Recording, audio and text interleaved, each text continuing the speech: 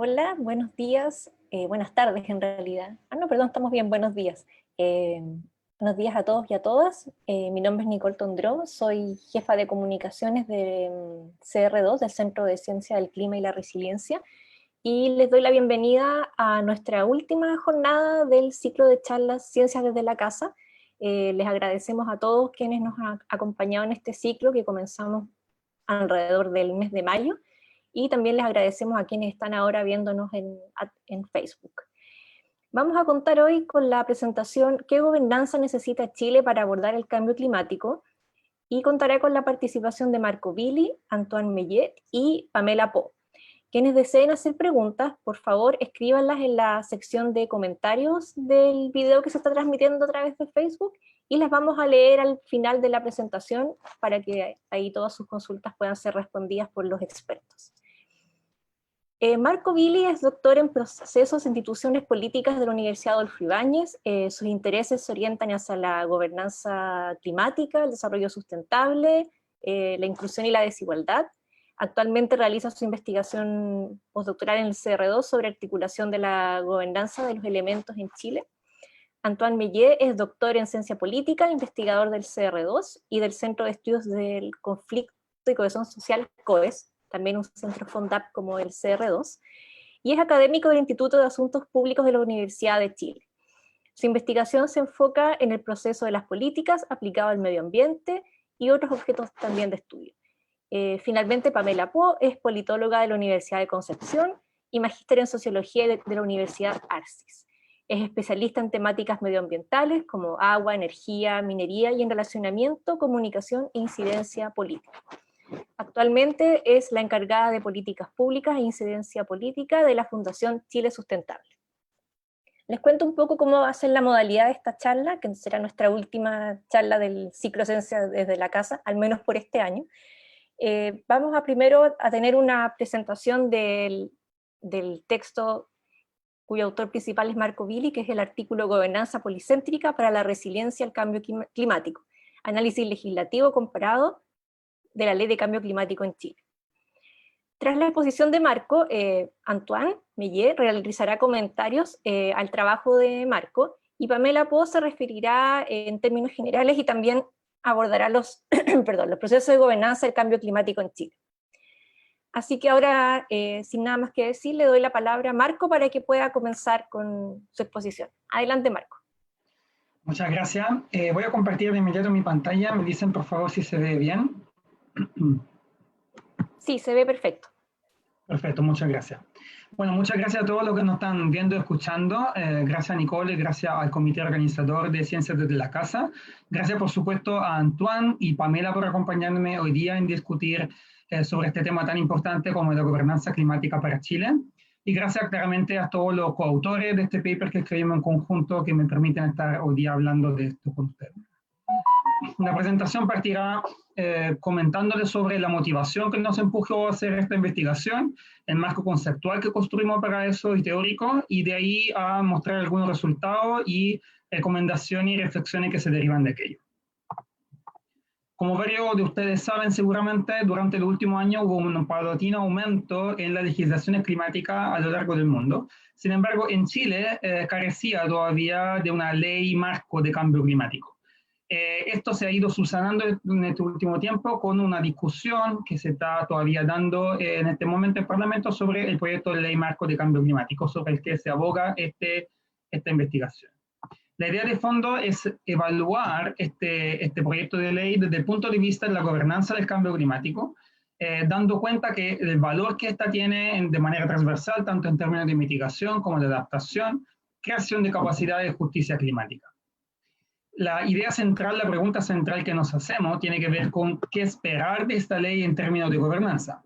Sin embargo, para poder responder a esta pregunta, también vamos a preguntarnos cómo evaluar si esta ley estará a la altura de los desafíos que impone el cambio climático, lo que implica desarrollar un marco conceptual y analítico para eso, y qué aprendizaje e innovaciones ofrecen análogo internacional en la materia, para lo cual le aplicaremos este marco conceptual a la cooperación internacional de política, especialmente en el área latinoamericana.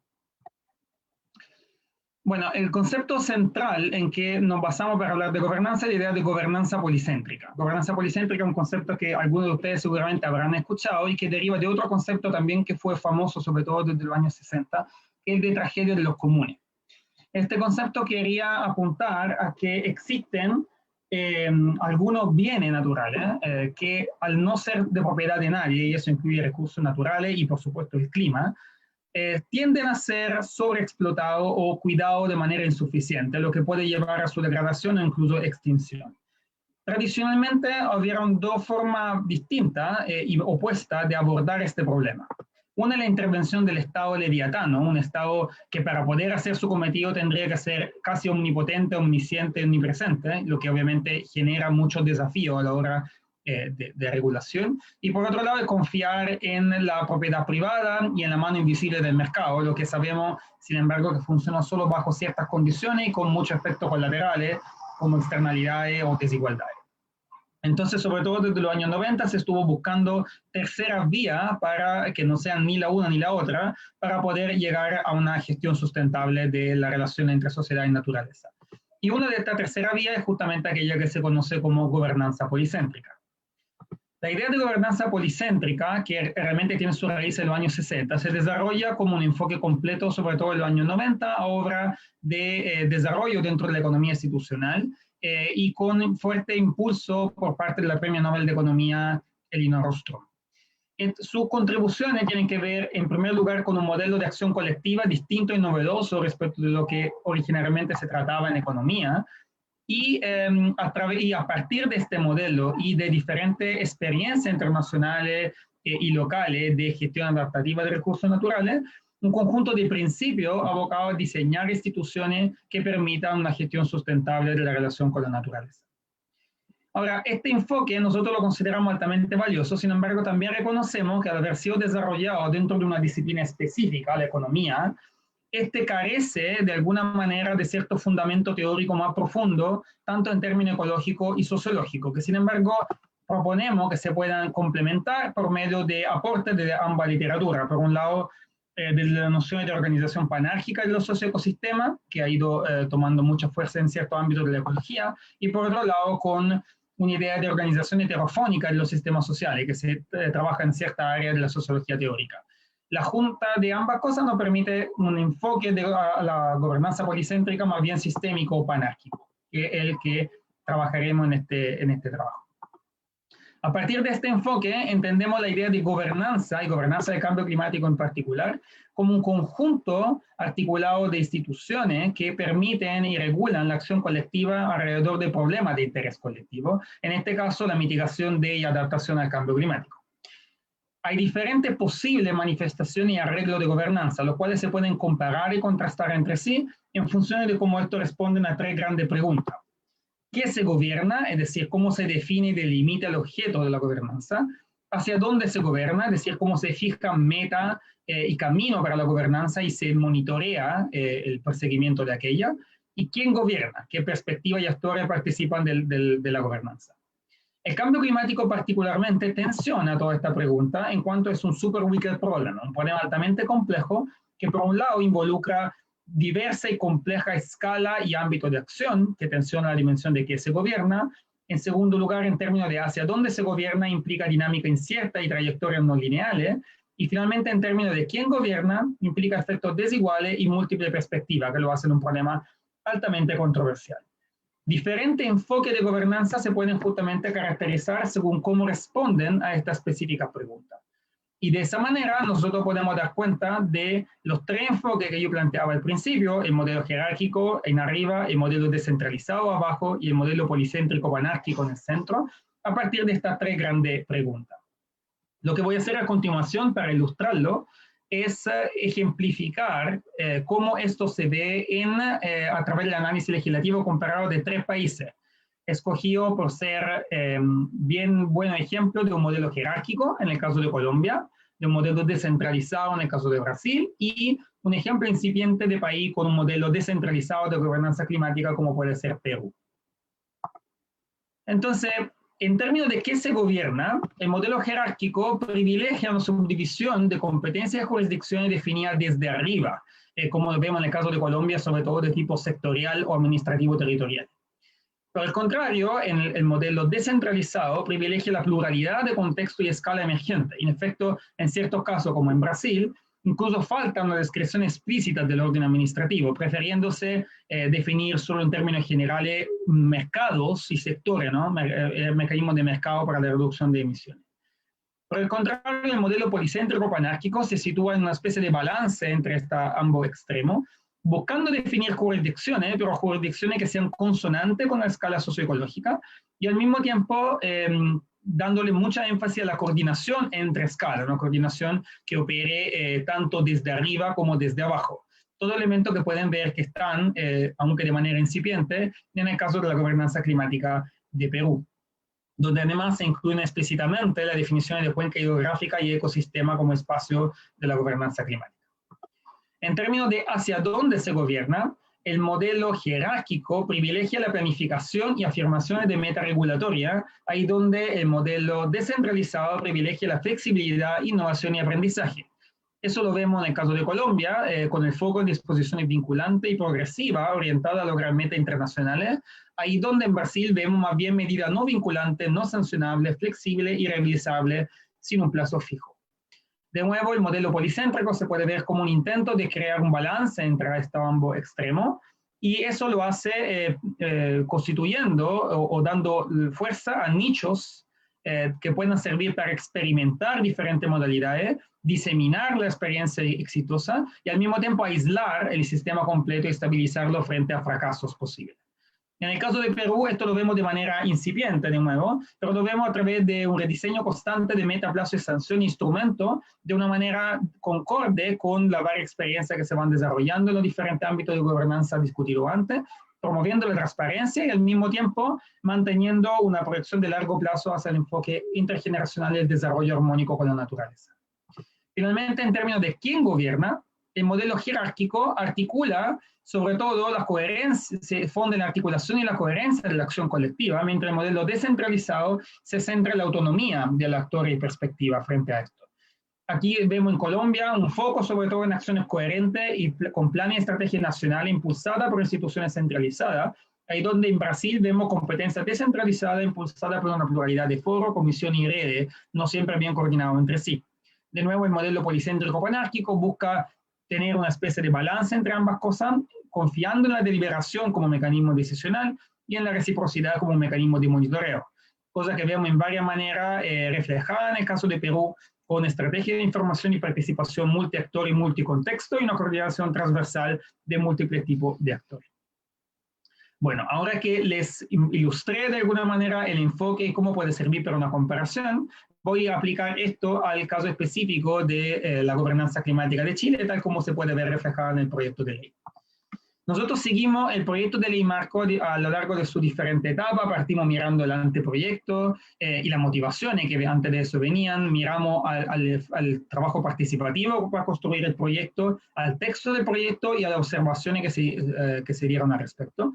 Y una observación transversal que podemos derivar es que hay una cierta tensión todo el tiempo entre el objetivo o principio que se explicitan y declaran en varios lugares y las provisiones concretas que se definen en materia. Y esto vale, entre otras cosas, en el caso del rol de la adaptación versus el de la mitigación, que toma un peso mucho menos fuerte, sobre todo en las provisiones concretas, los mecanismos de gobernanza y coordinación, que se enfatizan mucho menos con los instrumentos de gestión concretos, la participación ciudadana, la descentralización y también la toma de decisión basada en evidencia. Aplicando ahora nuestro marco conceptual y analítico definido anteriormente, podemos ver brechas de este proyecto de ley a lo largo de todas las dimensiones consideradas. En términos de qué se gobierna, no hay ninguna mención a contexto u objeto de gobernanza basado en procesos o de limitaciones de tipo ecológico, y al mismo tiempo faltan mecanismos explícitamente orientados a habilitar redes o formas de coordinación entre escalas, poniendo más bien el foco en instrumentos de gestión que se definen desde arriba, o sea, pocos instrumentos de coordinación e instrumentos sobre todo definidos desde arriba. En términos de hacia dónde se gobierna, la atención es casi exclusivamente en mitigación, faltando no solo meta explícita para la adaptación, sino también mecanismos de gestión de la información o aprendizaje y instrumentos que promuevan de manera proactiva una gobernanza adaptativa en los distintos territorios del país. Finalmente, en términos de quién gobierna, vemos bastante poco espacio para la descentralización, donde las competencias de las autoridades locales y de los mismos COREC son bastante reducidas. Y aunque la ley marco sí provee mecanismos participativos, hay una cierta sobrerepresentación de ciertos actores con bastante poca efectividad de la ciudadanía en general, tanto en el proceso de diseño de la ley como en su texto. Finalmente, en términos transversales, cabe destacar un silencio marcado de la ley en relación con la rendición de cuentas y la falta de instrumento específico para la transparencia y el respeto de la legalidad. A partir de todo esto, podemos derivar algunas recomendaciones que consideramos útiles para el debate legislativo que va a seguir y también para la vinculación de esto con el debate constitucional. En primer lugar, es necesario que el diálogo del proyecto de ley marco dialogue con otro instrumento existente y o venidero. No puede ser algo que se hace por su cuenta, sino siempre tiene que estar articulado, ¿no?, dentro del interaparato. En segundo lugar, es necesario mayor foco en adaptación y también en temas país. Aquí destaca, por ejemplo, la seguridad hídrica, que es algo que sí se destaca en el texto de la norma en su última versión, pero de una manera bastante superficial, que no deja mucho espacio para poner concretamente en marcha acción en esta línea. También es importante considerar explícitamente el rol de otros actores, incluidos actores no públicos en la gobernanza climática. Fortalecer la gobernanza local, la participación inclusiva y efectiva, el acceso a la información, transparencia y la rendición de cuentas. Y finalmente, establecer mecanismos de coordinación efectiva entre escala, entre territorio y sistema, eso tanto a nivel nacional, de lo nacional con lo local, por ejemplo, y a nivel internacional. Finalmente, a modo de reflexión o conclusiones finales, quisiera destacar en primer lugar que el cambio climático supone claramente un desafío urgente y bien complejo en materia de gobernanza.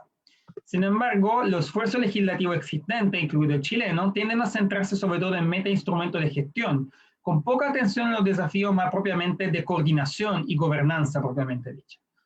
Eso mismo se refleja en una elevada fragmentación de los espacios de gobernanza y sobre todo poca articulación entre la gobernanza climática como esfuerzo emergente y los instrumentos existentes, por ejemplo, de regulación de diferentes ámbitos como el agua, el suelo, el aire y así sucesivamente. La propuesta del enfoque policéntrico panárquico ofrece en este sentido lineamientos prometedores para avanzar hacia una gobernanza adaptativa sensible al clima, sobre todo si la entendemos como una propuesta general y flexible que respete que existen diferentes ordenamientos, diferentes territorios y diferentes posibilidades también de rescatar ciertos elementos positivos tanto de los modelos jerárquicos como el de mercado. Finalmente, estudios futuros deberían seguir el trámite legislativo y la articulación de este con el debate constitucional. Y también me parece muy importante destacar la importancia de reflexiones sobre la gobernanza más allá de lo meramente legislativo y de ampliar el esfuerzo comparativo entre distintos modelos. Y aquí quisiera destacar en conclusión que estos aspectos se están tomando en cuenta hoy día en un trabajo muy valioso que quiero destacar que está haciendo el centro en términos de un informe de la Nación de Gobernanza Climática y los elementos que esperamos poderle contar más durante los próximos meses. Muchas gracias a todos por su atención y a todas también por su atención y espero cualquier duda o comentario o pregunta que puedan tener.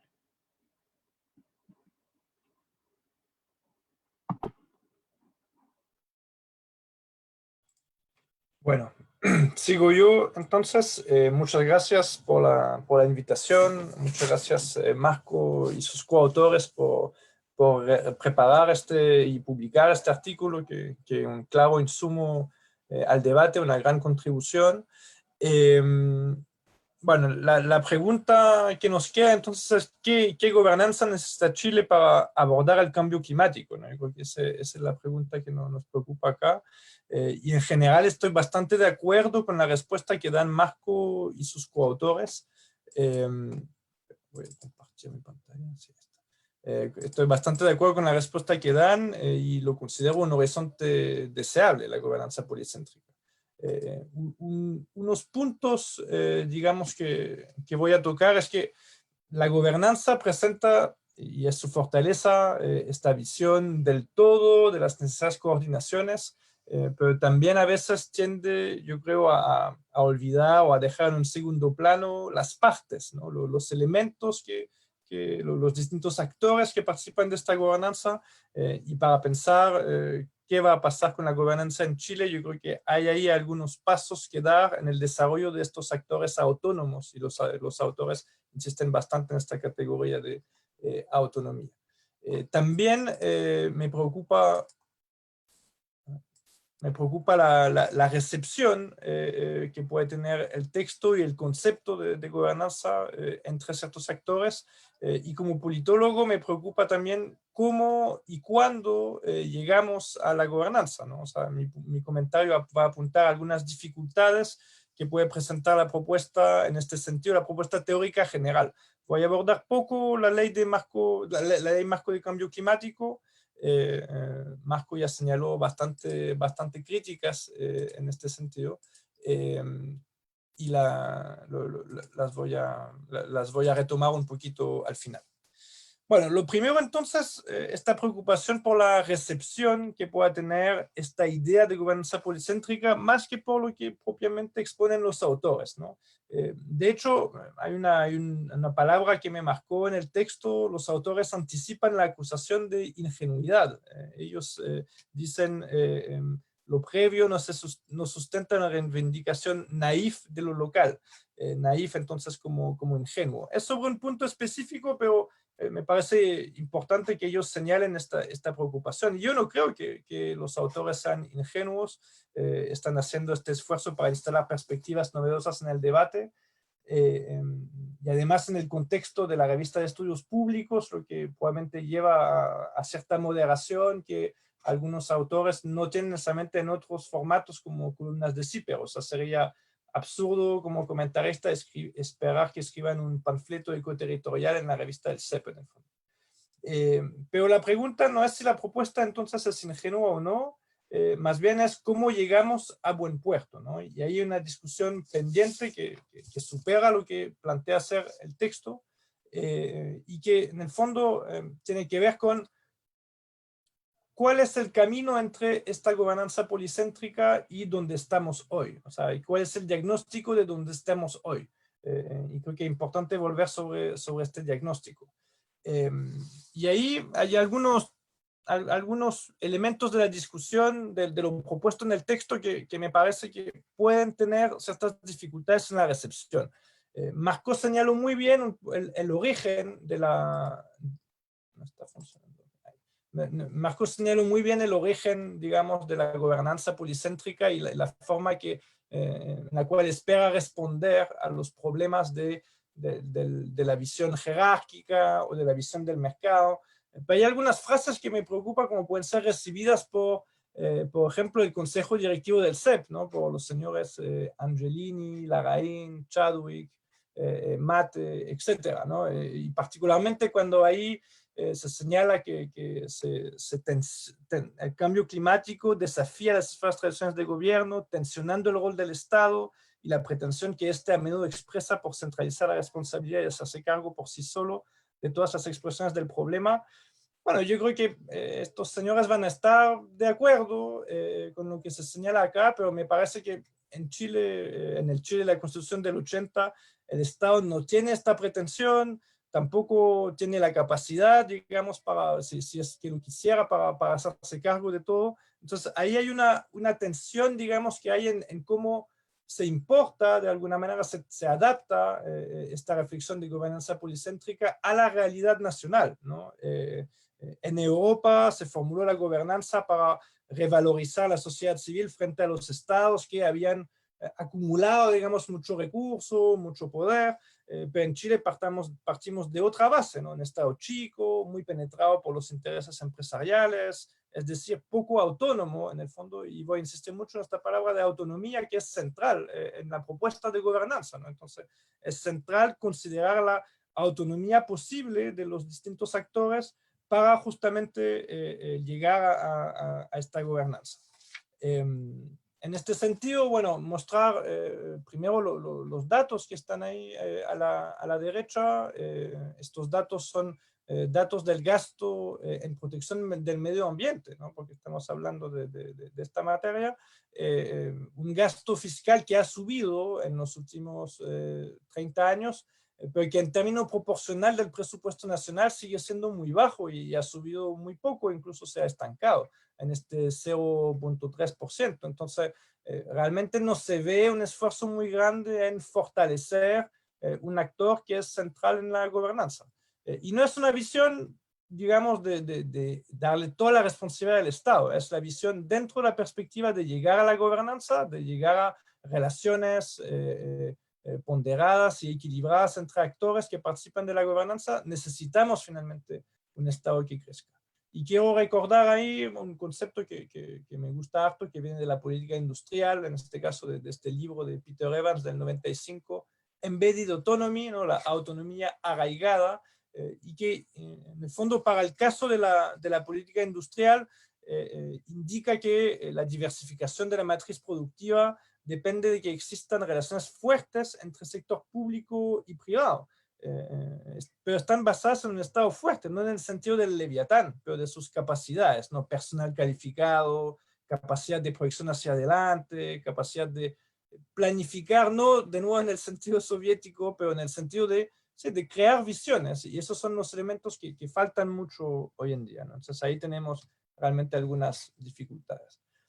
Y luego dentro del propio marco de la gobernanza, también otras dificultades que tienen que ver con algunos términos que destaque acá, ¿no? Con la deliberación, la creación de arenas deliberativas, el reconocimiento de que somos parte de una misma comunidad, la misma autonomía que ya mencioné, la capacidad reflexiva, son términos que si uno lo adapta, y de nuevo, no es el propósito del texto, ¿no? Estoy señalando como mi preocupación respecto a cómo este texto se recibe y se trabaja para la realidad nacional.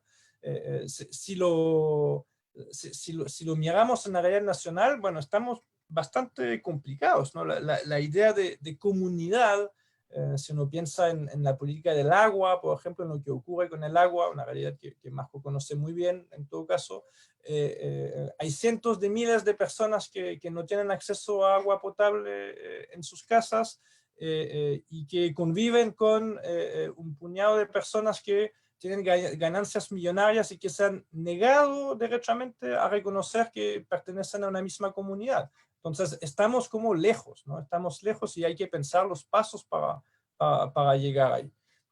El único punto, digamos, respecto al marco teórico en sí que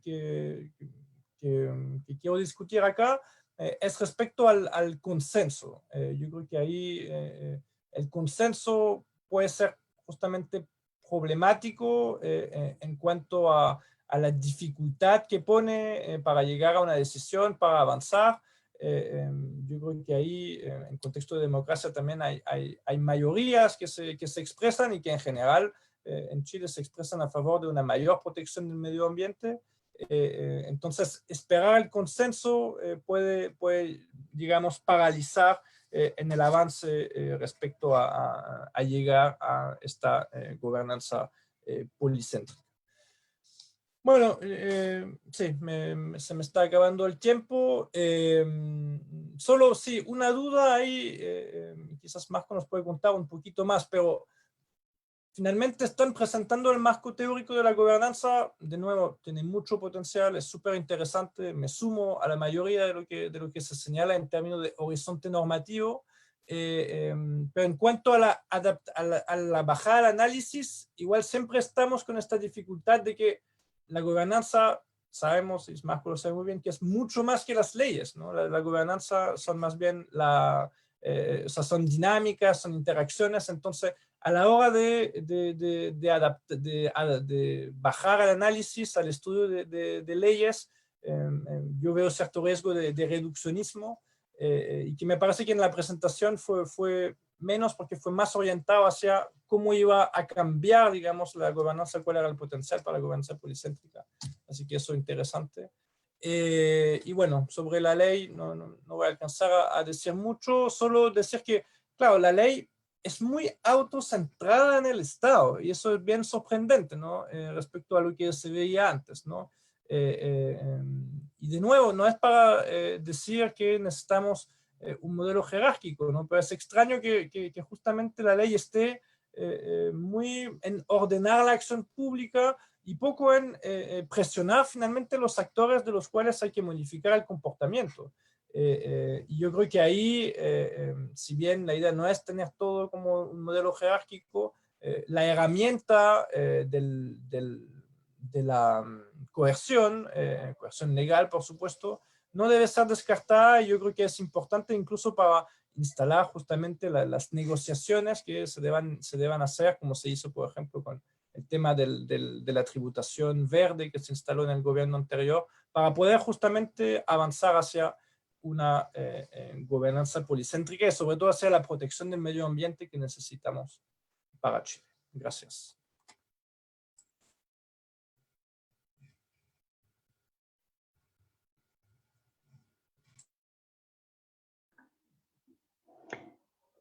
Bueno, ahora me toca presentar a mí. En general, quiero agradecerles todo lo que han planteado, porque la verdad es que es súper importante, sobre todo en el tema de cuando estamos haciendo seguimiento legislativo, que haya también, no solamente como la apreciación que en este caso a los ecologistas nos pasa, que nos critican por ser tan criticones con las cosas, pero cuando ya la argumentación viene también desde los papers y en el fondo nos están dando la razón en las cuestiones que estamos hablando hace bastante rato. Entonces, un poco mi presentación va a estar basado en eso, en por qué las cosas no están funcionando de forma general, y por lo tanto voy a compartir mi pantalla. Creo que ahí se ve, ¿cierto? Ya, ahí estamos. Desde una forma un poquito más de afuera del artículo, pero después voy a entrar un poco a por qué nos sirve mucho que este artículo se haya escrito, porque nos da la razón en bastantes puntos. Yo creo que acá con lo que el Estado en el fondo no está mirando es que tenemos esta crisis, ¿cierto?, de la pandemia, que está derivada de la crisis climática y ecológica. Hoy en día esta crisis está basada en el fondo por cómo los ecosistemas se han ido perdiendo. Entonces, en el fondo tenemos ya un botón de muestra bastante amplio de qué es lo que ocurre cuando en el fondo entramos en una vorágine de crisis y cuando el Estado en el fondo se ve inmovilizado en la pérdida en el fondo del control de qué es lo que vamos a hacer como sociedad frente a esta crisis. Entonces, yo acá planteo, y ya lo escribí también, que además tenemos la crisis de la democracia. Entonces, en esta crisis de la democracia liberal, es muy complejo, si no abordamos la crisis de la democracia, poder hacernos cargo de la crisis climática y ecológica.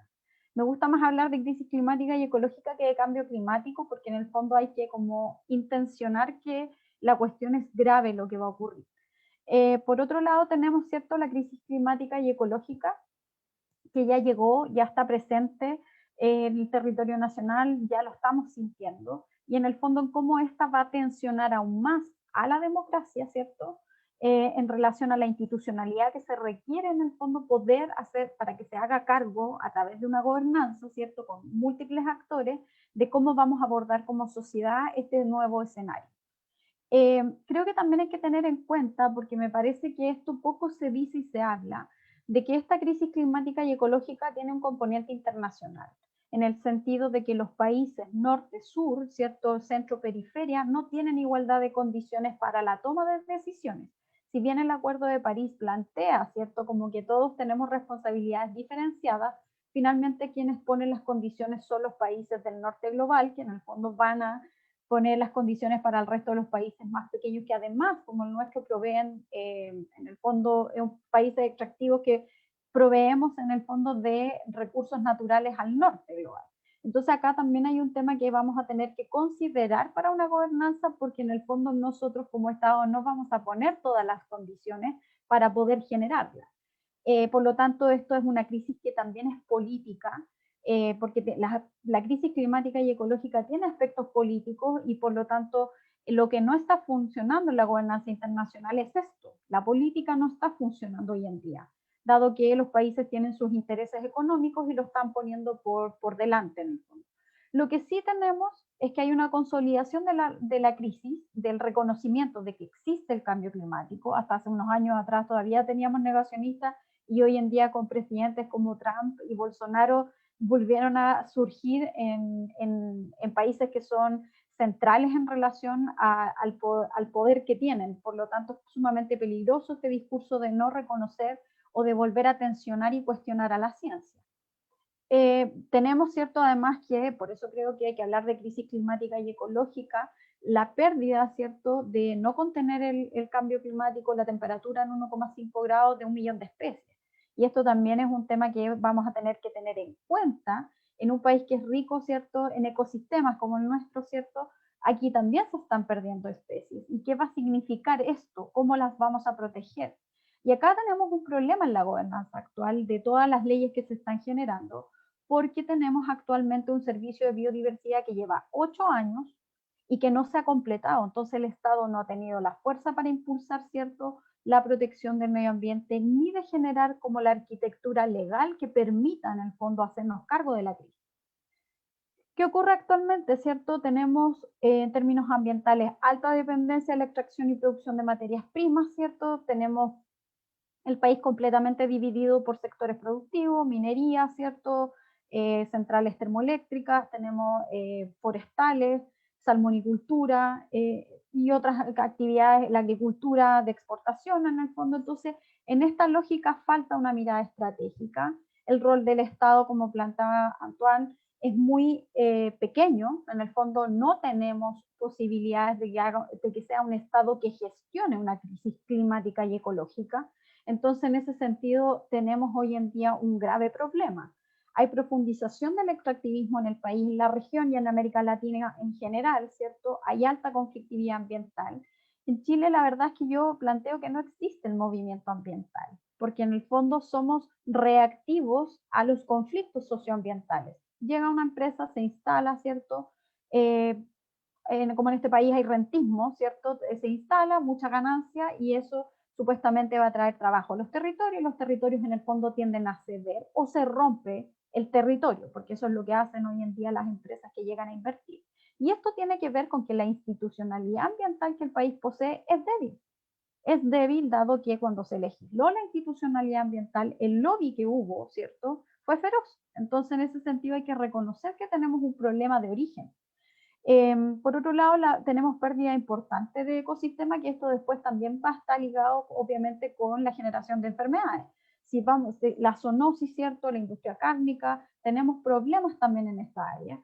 Lo que es complejo, ¿cierto?, resolver si tenemos una democracia e instituciones debilitadas, que hoy en día con el estallido social se hizo patente que el Estado en el fondo no está generando soluciones, ¿cierto?, y que la Constitución del 80 no genera un bienestar a la sociedad. El contexto climático, ¿cierto? Chile es un país tremendamente vulnerable.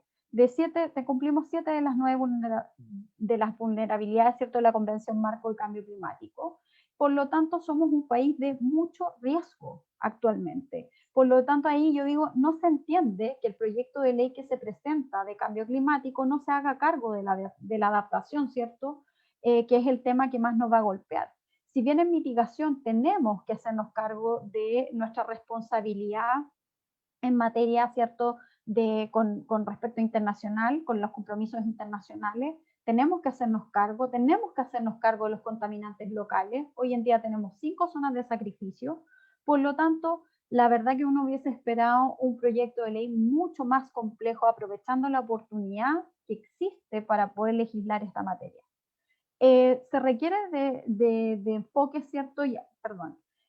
Con respecto a la gobernanza, creo que esto es un enfoque también que requiere que tengamos transdisciplinariedad. Hoy en día la toma de decisiones, y uno dice peyorativamente, le echa la culpa a los ingenieros comerciales, pero la verdad es que necesitamos que sea de forma mucho más transdisciplinaria. Acá se requiere además mirar la complejidad del tema. El tema del cambio climático, la crisis climática y ecológica es un problema complejo, requiere de complejidad para poder solucionarlo. Escuchar a los habitantes de los territorios. Hoy en día tenemos un país totalmente centralizado donde nos importa poco o nada las regiones.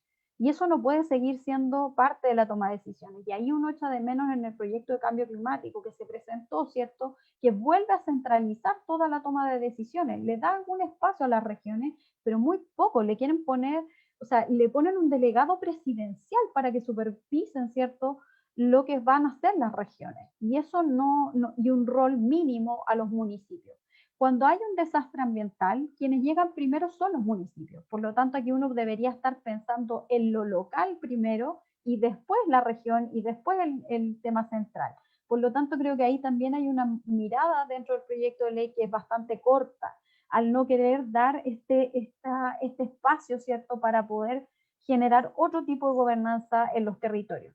Se requiere revisar, mirar y leer otros paradigmas. Yo siento que en Chile, en muchos ministerios, las decisiones se toman con paradigmas del siglo XIX. O sea, si uno ve el listado de proyectos de acción climática que presentó la ministra, los 15 proyectos más importantes son embalses, recubrimiento de canales, o sea, obras grises que son del siglo XIX y que nada tienen que ver con la acción climática. La defensa del medio ambiente tiene que estar basada, y aquí creo que hay que internalizar Escazú, ¿cierto? Independiente que si no firmamos, debiera ser la justicia, la democracia, ¿cierto?, ambiental, debiera estar presente en el proyecto de ley, y hay algunas indicaciones que el proyecto tiene que están en dicha línea, de integrar Escazú, ¿cierto?, dentro del proyecto de ley, pero esto ya no es un trabajo del Ejecutivo, este es un trabajo que está haciendo el Parlamento en el fondo. Respetar los territorios y su vocación e integrar, ¿cierto?, la mirada a las futuras generaciones. O sea, la Comisión Brundtland fue el 87, estamos en el 2020. El tema del desarrollo sostenible uno pensaría que debiera estar zanjado y todavía lo estamos debatiendo. Entonces acá hay un tema de mirada también de la creación de la política pública.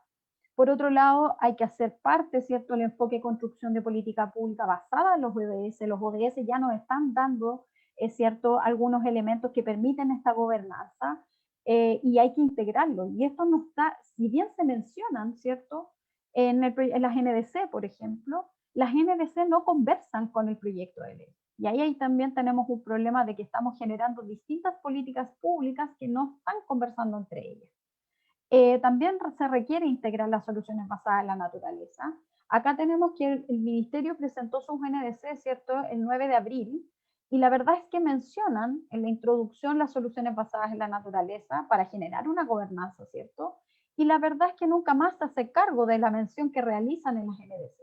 Y en ese sentido, por ejemplo, a mí me extraña mucho que no se haya colocado los glaciares como el respaldo hídrico que tiene el país con respecto a lo que está ocurriendo con la mega sequía, y la verdad es que se dejaron fuera.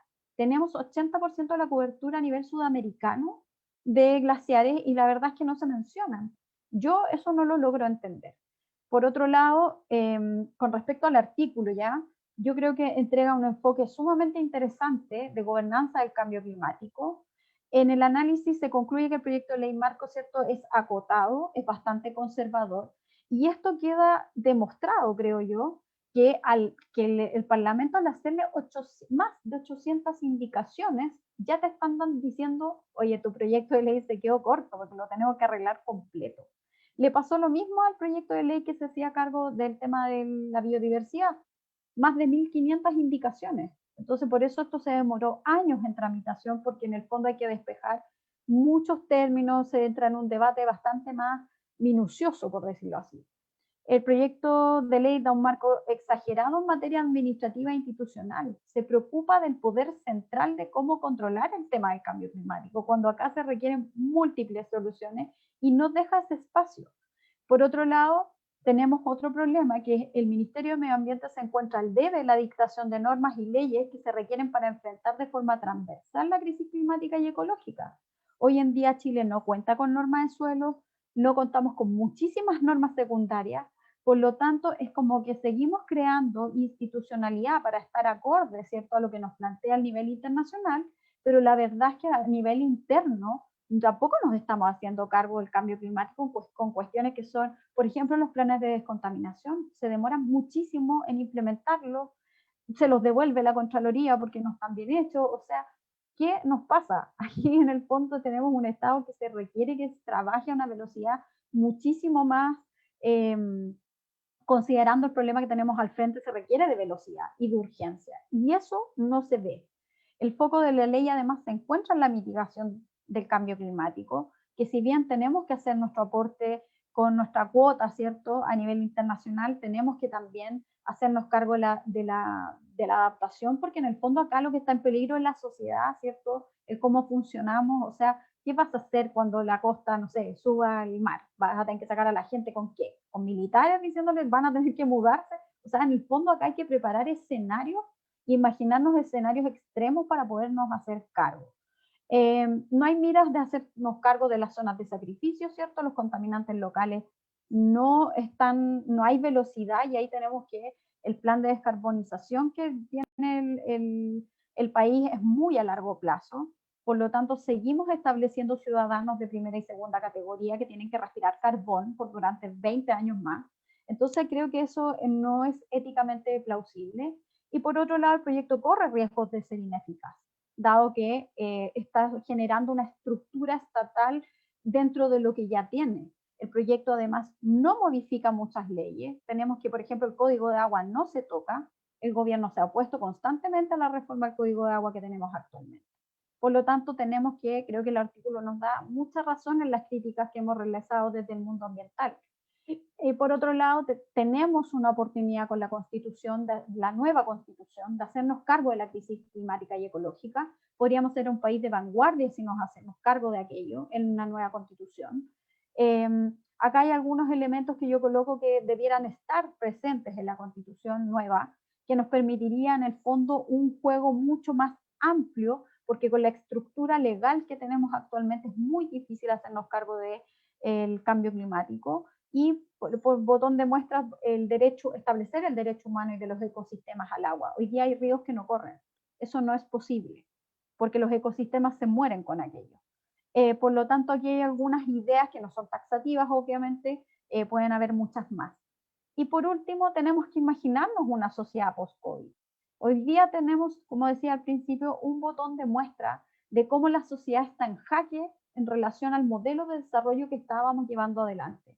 El antropocentrismo nos tiene en jaque hoy en día.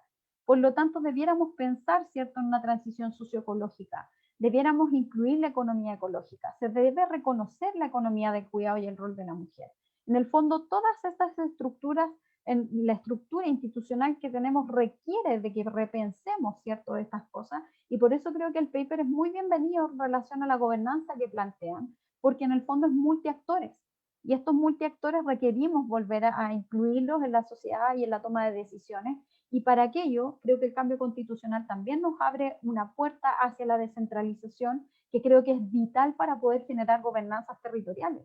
Porque en el fondo, sin descentralización, por ejemplo, es muy difícil poder imaginar la energía ciudadana, que los ciudadanos en el fondo puedan tener energía solar, o que no tengamos que construir tantas líneas de transmisión, o que el agua realmente se pueda mirar por cuenca. Hoy en día los planes estratégicos de cuencas son letra muerta, porque en el fondo los actores, el Código de Agua pesa mucho más con la Constitución actual. Entonces son elementos con los cuales tenemos recién una oportunidad. Así que yo hasta ahí me quedo, agradezco mucho la invitación y el paper, la verdad, porque creo que nos da en muchos aspectos la razón de que el mundo ambiental lo ha venido haciendo hace mucho tiempo, con respecto a cómo las leyes se van quedando cortas con respecto a la realidad que vamos a tener que enfrentar.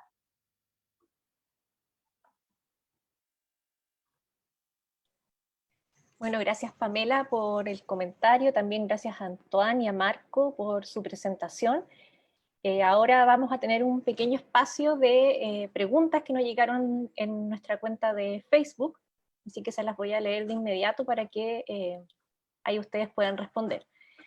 La primera pregunta, la verdad es que me gustaría contestar una parte yo y luego darle el pase específicamente a Antoine para que profundice en un tema.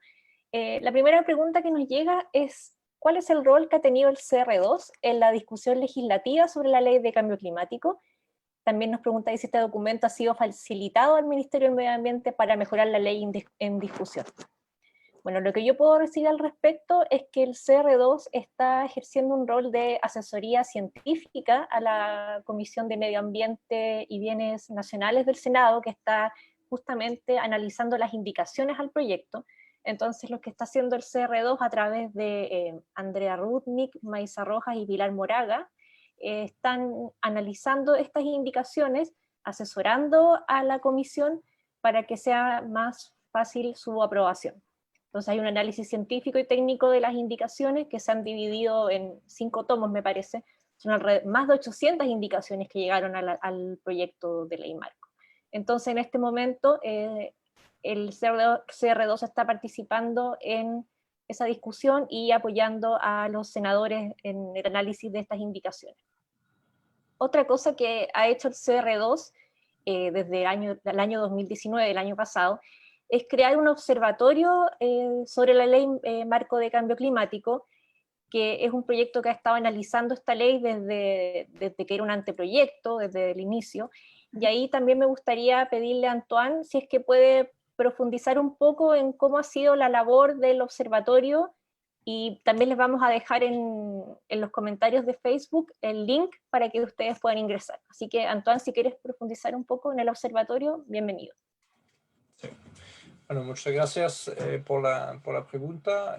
Sí, en efecto, o sea, ha habido una preocupación en CR2 en general, en la línea de gobernanza en particular, pero no exclusivamente, para participar de esta discusión y también con una diversidad de voces y análisis en lo que está planteando el CR2. Han habido participaciones individuales de varios investigadores como invitados a la comisión. Están distintos documentos disponibles en lo que Nicole les estaba comentando del observatorio, distintos policy briefs, también con distintas visiones. Yo he participado en dos, en uno en particular revisamos el proceso de participación de la elaboración de la ley y ahí pudimos darnos cuenta con un equipo que estuvo en conversaciones, o sea, en reuniones de este proceso participativo en distintas regiones del país, que finalmente se da mucho esto de un proceso centrado en el Estado. Muchos participantes eran funcionarios públicos enviados por sus respectivos servicios y otros eran de la sociedad civil y también nos dimos cuenta, y eso como término general, que el proceso participativo era más informativo que realmente participativo, ¿no? O sea, como en las escalas de la participación estamos bastante bajos. Ahora, eso, en realidad, esta conclusión, yo creo que no es tan propia de este proyecto de ley, es parte en general de los mecanismos de participación que existen actualmente en el Estado chileno y que son deficientes. Entonces, ahí como algunos temas. Bueno, y en cuanto esté, para volver a la participación en general, entonces, esto para decir, ¿no? El observatorio, donde se pueden ver los distintos policy briefs, también hay minutas sobre las sesiones que se están realizando. Hay una ambición de intentar abrir, digamos, hacia el público, de hacer disponible información y también de incidir en el resultado final. Muchas gracias, Antoine. Sí, justamente la idea del CR2 ha sido un poco dejar disponible públicamente estas discusiones que a veces son un poco como oscuras, están como en una caja negra. Entonces, creo que ha sido muy valioso el aporte del centro en ese sentido. Bueno, vamos a pasar a la segunda pregunta, que la hace Camila Carrasco. Ella nos dice lo siguiente: considerando que para lograr una gobernanza deseada, entre comillas, son importantes los elementos de transparencia, controles democráticos y participación.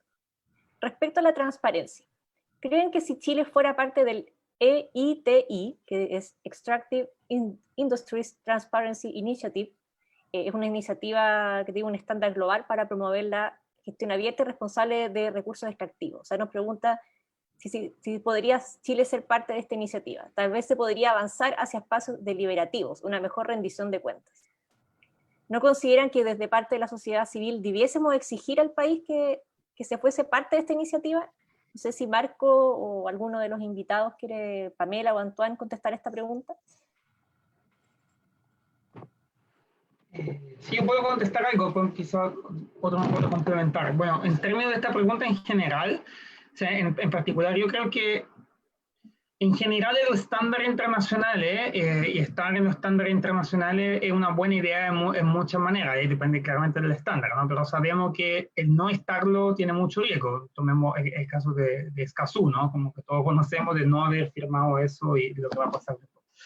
Pero también como igual hay que siempre tener como cierto cuidado de que la firma o el participar de alguna iniciativa no necesariamente significa que esa se va a transformar en algo práctico y concreto. O sea, es decir, no podemos tampoco tener demasiada fe que automáticamente por el hecho de estar en una iniciativa que promueve la transparencia en industrias extractivas, el Estado de Chile va a promover la transparencia en su medida. Entonces igual sería bueno centrarse también no tener siempre fe en que, digamos, la iniciativa internacional nos van a solucionar la cosa, sino también a veces rescatar lo que podemos hacer desde adentro. Por supuesto, eso no significa no indicar que es bueno participar de los debates y ver en qué iniciativa sumarse, porque iniciativa hay muchísima y también uno tiene que escoger en cuál es más propio meterse, en cuál es más conveniente. Voy a aprovechar solamente la palabra también para complementar algo respecto de la pregunta que respondió Antoine. En lo específico de este artículo, el artículo fue un artículo científico, por lo tanto obviamente no era un informe de política pública, no estaba directamente direccionado al ministerio. Sin embargo, se publicó a propósito en la revista de estudios públicos porque la idea era tener una plataforma para influir en el debate, claramente. Y se publicó con este lenguaje, es decir, un artículo que tiene componentes como teórico, conceptuales, pero que también trata de ser bien práctico en su elemento.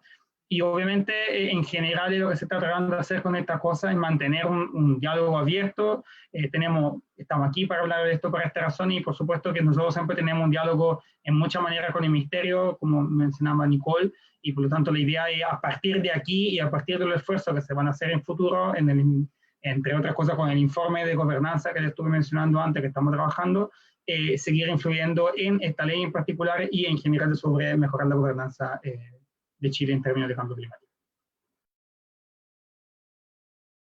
Yo con respecto a Leiti, o complementar que yo creo que sería súper útil que se firmara, la verdad. Hoy en día en temas extractivos requieren transparencia con respecto al comportamiento que tienen las empresas en las distintas localidades. Por ejemplo, cuántas transferencias se hacen de dinero, de aportes de mineras, por ejemplo, a los municipios. O sea, ahí tenemos que, eso es una caja negra hoy en día. Y por lo tanto no podemos no va a haber sostenibilidad ambiental si los municipios, por ejemplo, que son la primera como instancia del Estado en el territorio, en el fondo se complementa mucho con una minera, por ejemplo, con una industria. Entonces es muy complejo. Yo creo que sería interesante. La verdad es que yo en algún momento tuve alguna reunión por el tema Leiti y no se ha podido, no hay posibilidades de avance, la verdad. Como que no, yo creo que la industria no va a dejar, porque según ellos, y lo mismo ocurre con el tema del agua, en el caso de las mineras, tienen transparencia y ellos mismos la ponen a disposición del público, o sea, cuánta agua utilizan, etcétera. Pero el tema es que el lenguaje que utilizan es muy de promedio. Entonces, claro, te dicen, ocupamos el 4% del agua, ¿cierto?, a nivel nacional. La agricultura es la que ocupa mucho más. Pero cuando uno se va a cada proyecto minero y lo observa, por ejemplo, el proyecto de Codelco, Andina, ¿cierto?, ocupa 900 litros de agua por segundo. Entonces ahí ya tú ves la monstruosidad de la cantidad que están utilizando. Entonces creo que eso también sería un aporte que se firmara.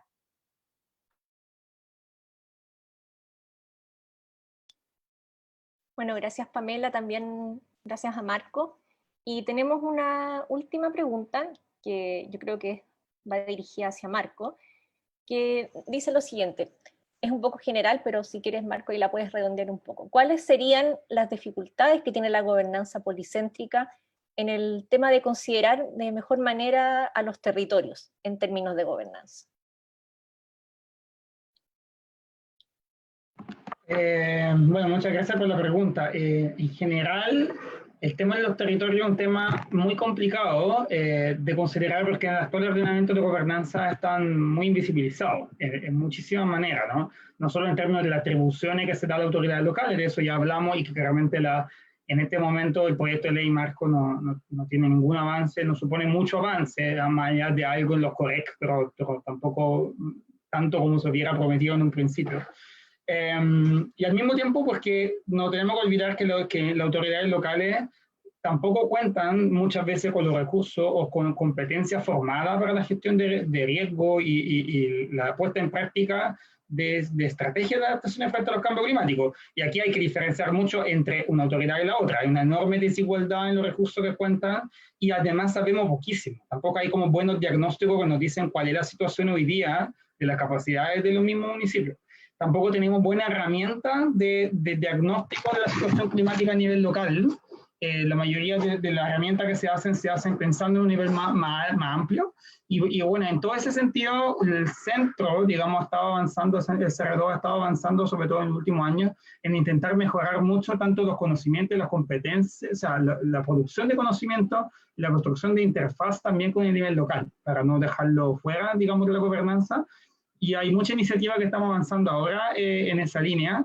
Y creemos que como para poder incluir en la gobernanza hay que partir por varios lados, ¿no? Hay que partir por un nivel de cambiar las competencias, de cambiar las atribuciones, de cambiar los recursos, de constituir conocimiento a nivel local y también de construir redes claras como que permitan concretamente coordinar municipios, pero que sean de alguna manera impulsadas por el Estado y no como voluntaria, como hoy día muchas veces pasa. Hay como redes muy interesantes de municipalidades por el cambio climático, pero son redes que se han formado casi espontáneamente con ayuda de ADAPT Chile y otras organizaciones como que han hecho un gran trabajo en eso, pero no hay ninguna acción del Estado en promover la coordinación, que es lo que se decía antes, ¿no? Todo lo que dijeron ustedes antes me parece como súper valioso en el sentido que en general, esta ley sigue lo que muchas veces se ha hecho en materia de cambio climático, que es de hacer leyes que regulan cómo el Estado ha de hacer cosas y no regulan el problema fundamental que tiene que ver con el cambio climático. Y tampoco muchos dicen sobre tampoco cuáles son los desafíos que eso implica, por lo tanto, en general, y como no avanzan mucho en el camino en esa materia, y entonces hay que avanzar en leyes que se hagan cargo, y eso es un poco importante lo que mencionaba Antoine y también Pamela en algún momento, que quisiera como aclararlo para que quede bien claro. De ninguna manera nosotros estamos afirmando que se necesita menos Estado, nada así, al contrario, se necesita más Estado. La pregunta es un Estado que haga qué.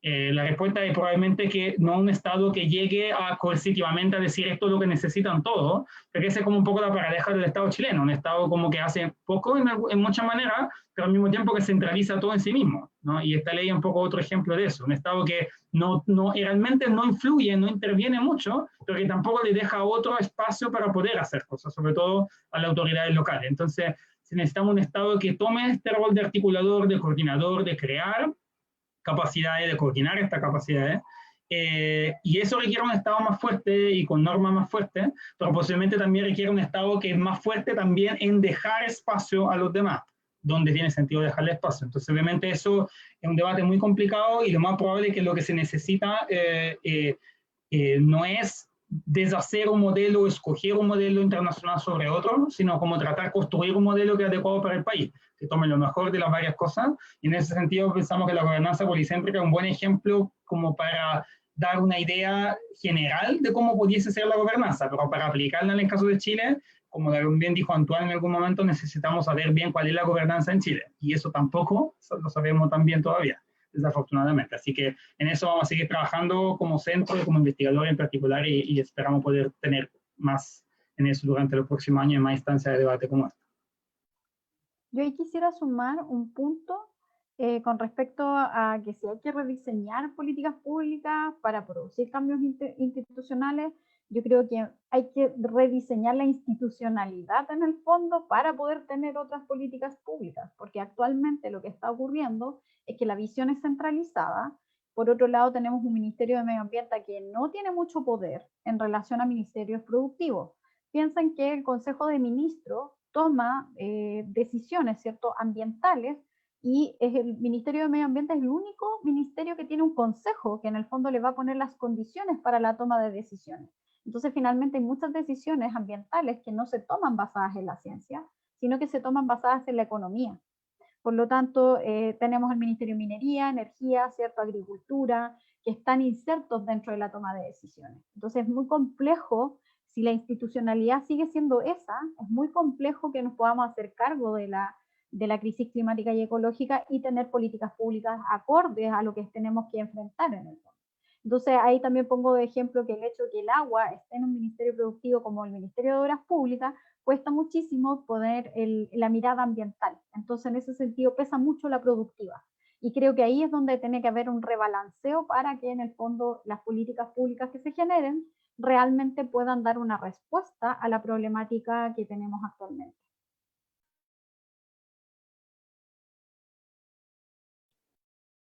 Bueno, gracias Marco Billy, a Antoine Millet y a Pamela Po por estar esta mañana con nosotros.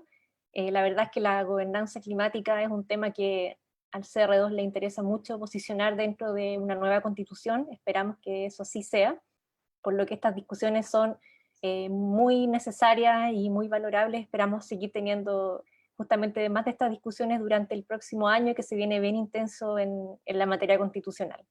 Así que gracias nuevamente a los expositores, y los queremos dejar invitados a que puedan ver este video, si es que lo quieren revisar, en nuestro canal de Facebook, facebook.com/cr2uchile, y estén atentos a nuestras novedades, porque si bien se acabó esta parte del ciclo de charlas Ciencias desde la Casa, tendremos más novedades y estaremos retomando ya con más fuerza desde marzo, para que estemos todos ahí bien a caballo del tema constitucional y aportando lo más posible desde el CR2. Así que muchas gracias a los tres y estamos viéndonos en otra ocasión.